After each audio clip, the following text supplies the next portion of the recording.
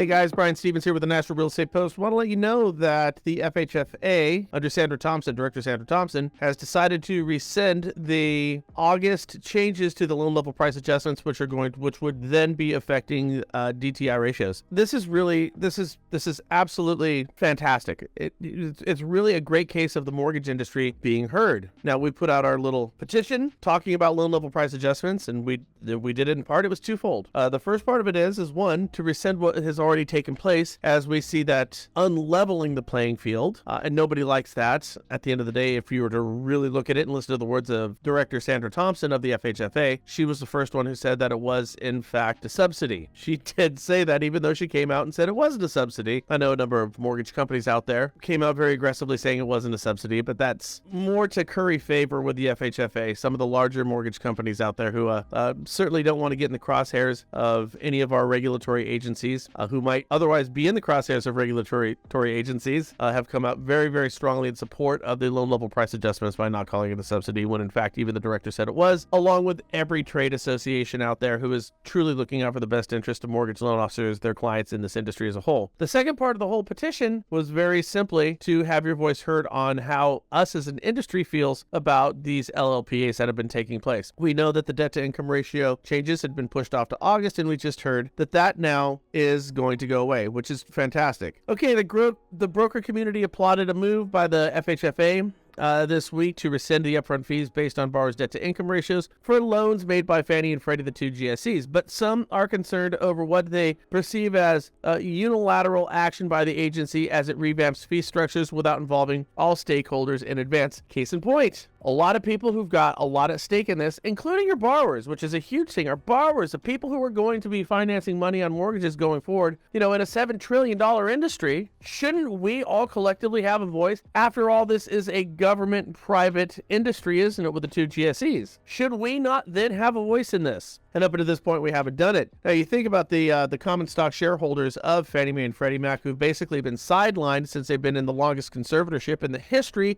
of the country, which is factually accurate, beating out Britney Spears in her conservatorship, factually accurate as well. But they've been sidelined. They don't have a voice in what the government has been deciding to do here with their fee structure changes that they have on their LLPAs. Senior associate from the Texas-based mortgage law firm Polsky Beetle Green approved the rescinding he categorized as onerous. The industry can breathe a sigh of relief, he said. FHFA does deserve some praise for recognizing that the loan level price adjustments based on borrowers' debt-to-income ratios would have been unworkable for lenders and confusing for borrowers. That might be a little bit of bravado on his part. I don't know how confusing it would be. So anyways, this is where we're at right now, guys. Industry trade associations has long called for a revamp to the debt-to-income ratio adjustments. The president of the Mortgage Bankers Association, Robert Brookschmidt, went public with his frustration earlier this year when the FHFA said it would delay implementing the fee that was supposed to take effect on August 1st. While we appreciate the delay, we are disappointed that FHFA's statement did not recognize the need to consider alternatives to using DTI pricing adjustments. From the beginning, MBA has emphasized to FHFA that DTI-based loan level price adjustments simply are not workable for lenders and borrowers alike. That's kind of ironic, isn't it? Isn't it kind of ironic that if you have higher debt-to-income ratios,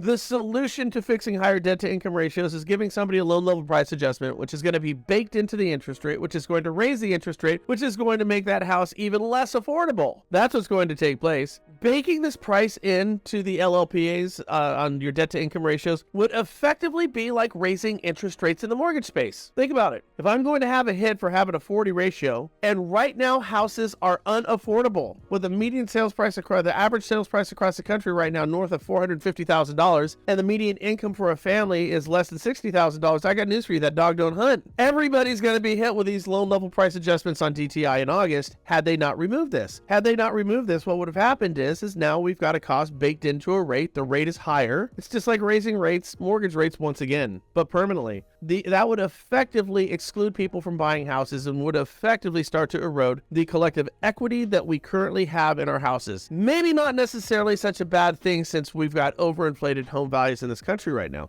Maybe not. Bringing more buyers to the table, stimulating our economy, stimulating the housing market, maybe wouldn't be such a bad idea. However, to do that at the hands of regulation under the guise of making loans safer is so disingenuous that it's difficult to have this conversation with a straight face. So anyways, the point to take away from this is all the noise that we have collectively been making in this industry through our associations and outside, through our petitions and outside, has had a positive effect. That everybody come August and moving forward is going to benefit from the fact that we didn't make this move. Miles Davis once said, sometimes what makes a great song are the notes that you don't put on your music page. Sometimes they're the notes that you don't sing. Sometimes they're the notes that you don't play. That's what makes a good song. Sometimes the best policies are the ones you don't follow through with. And that's exactly what's going on here. Bravo, bravo. One fella applauds this move. Now, let's go to the other LLPAs that we have looked at before that have been changed. That is, in fact, a subsidy. And let's rescind those as well and move it back to the status quo. In that case, it was working. After all, Fannie Mae has been around for nearly 100 years. They've got 90 plus years of incredible philanthropy. They've been profitable for all but a couple of those years. If it ain't broke in this case, let's not fix it. The LLPAs, as they stood before these changes, probably better reflected where we should be. So sign the petition. It should be somewhere right down below. That is a cue for the guys in that room to put the petition somewhere right down below. And with that said, my friends, I don't know. Have a great weekend. Do something safe. Do something fun. I will talk with you soon. Later, skaters.